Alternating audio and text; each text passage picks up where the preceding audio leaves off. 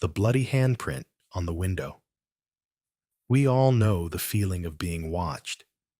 It's a primal fear that sticks with you, especially when you're alone. But what if that feeling wasn't just in your head? What if someone, was really watching you from the other side of your window? This is the story of a man who came home one night to find something more terrifying than he could ever have imagined: a bloody handprint on his window. Mark had always been a creature of habit. After a long day of work, he would come home, eat something quick, and collapse on the couch to watch TV. His apartment was cozy, nothing fancy, but it was his sanctuary. He'd lived there for 2 years, and in that time, he'd gotten used to the quiet, peaceful nights. But that night, something felt different. It was just after 10 p.m. when he pulled into his parking spot. The streets were empty, the lights in the windows of other apartments off, the world outside silent. Mark unlocked his apartment door, stepped inside, and immediately felt it: an odd chill in the air. It wasn't much, just a slight drop in temperature, but it made the hairs on the back of his neck stand up. He shrugged it off. The apartment was old. It had drafty windows and creaky floors. Nothing to worry about. He dropped his keys on the kitchen counter and walked to the living room, flicking on the light. But as soon as he turned toward the window, something caught his eye. At first, he thought it was just a trick of the light. But then, his heart sank. There, on the window, on the inside of the glass, was a bloody handprint. The print was unmistakable. The palm of a hand, smudged across the window, with dark streaks of blood running down the glass. It was large, as if someone had pressed their hand firmly against it, leaving a mark. Mark stood frozen, his mind racing. He could feel the room closing in on him, the silence growing heavier. He walked slowly toward the window, his hand trembling. As he got closer, he saw it more clearly. There was no mistaking it. This wasn't a prank. This was real.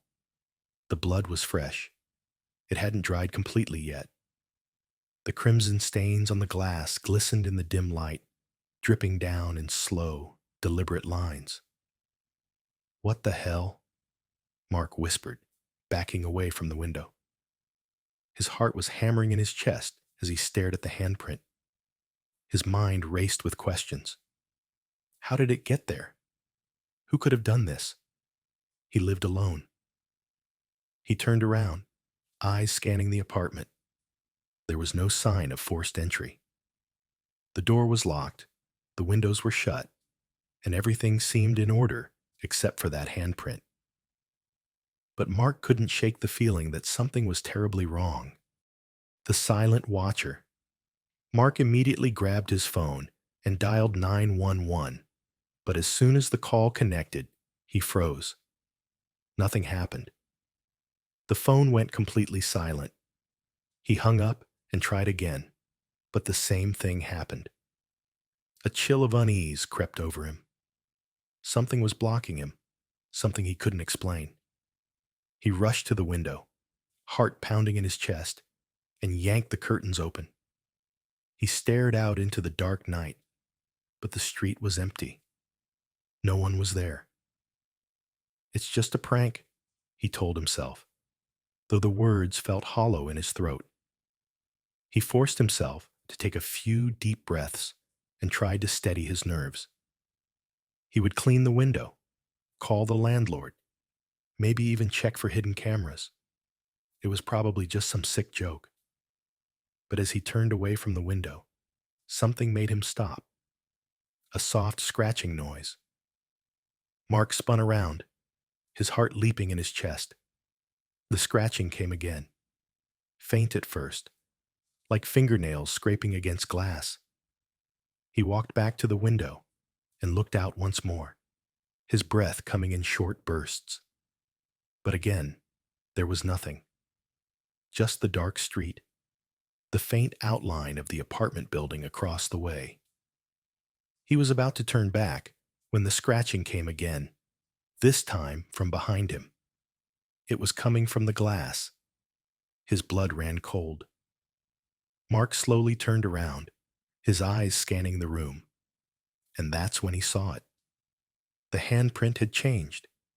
It was no longer just a print. Now, the fingers were moving, shifting slightly, as if someone was trying to press their hand from the other side. Mark stumbled back, his body trembling. This wasn't possible. It couldn't be. And then he saw it. A figure, a shadow, standing just outside the window.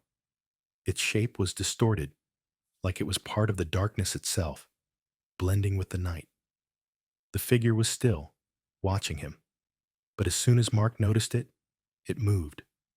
Slowly, as if it was rising from the ground. It was tall, too tall to be human, and its features were hidden in the darkness. "What do you want?" Mark whispered, his voice shaking. The shadow didn't respond. Instead, it pressed its hand against the glass, and the handprint shifted, the fingers curling and stretching in unnatural ways. Mark felt a wave of terror wash over him.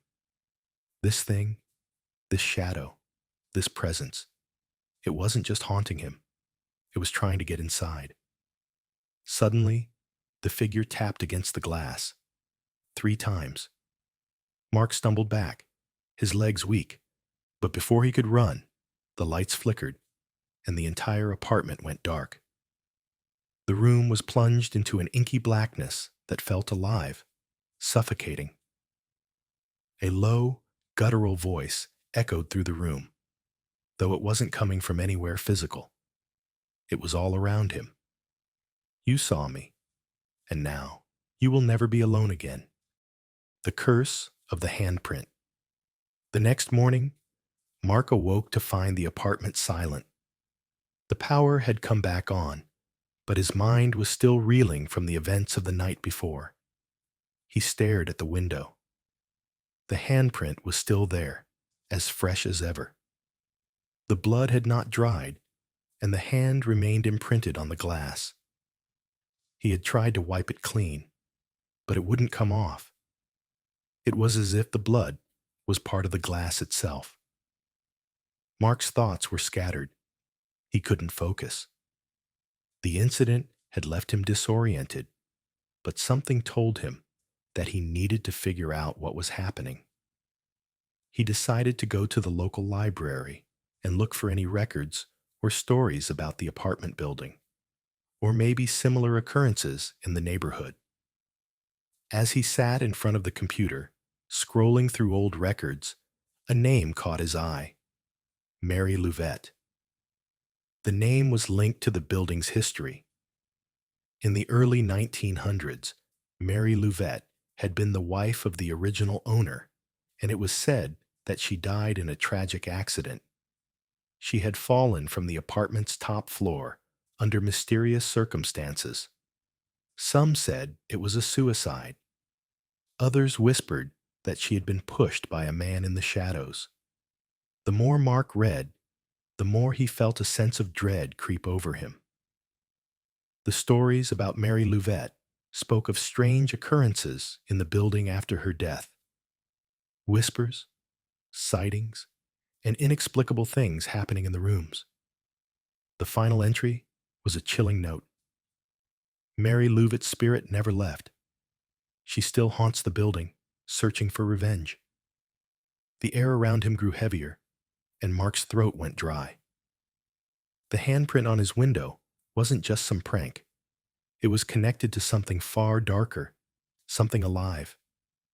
He needed to leave, but he knew that wasn't possible. The figure, the shadow, the whispering, it had claimed him. The final confrontation. That night, Mark couldn't sleep. The apartment felt suffocating, the shadows moving in ways that didn't make sense. The whispering voices had returned, louder this time, and the scratching against the glass was unmistakable. He ran to the window, his body drenched in sweat. The handprint was alive, growing, changing shape. He could hear the soft tapping on the glass again. 3 taps. The shadow outside the window had returned. He wasn't alone anymore. Suddenly, the door behind him slammed shut. Mark spun around. The room was filled with darkness, but in the center of it stood a figure, the shadow, its form solidifying, the features becoming clearer. "You've seen too much, Mark," the voice whispered. "Now you belong to me." Before Mark could react, the room plunged into darkness once again. The whispers grew louder, swirling around him, and then the figure was right in front of him, its face twisting into a horrific, gnarled smile. The next morning, Mark's apartment was empty. No sign of him, no trace of the terror he had experienced.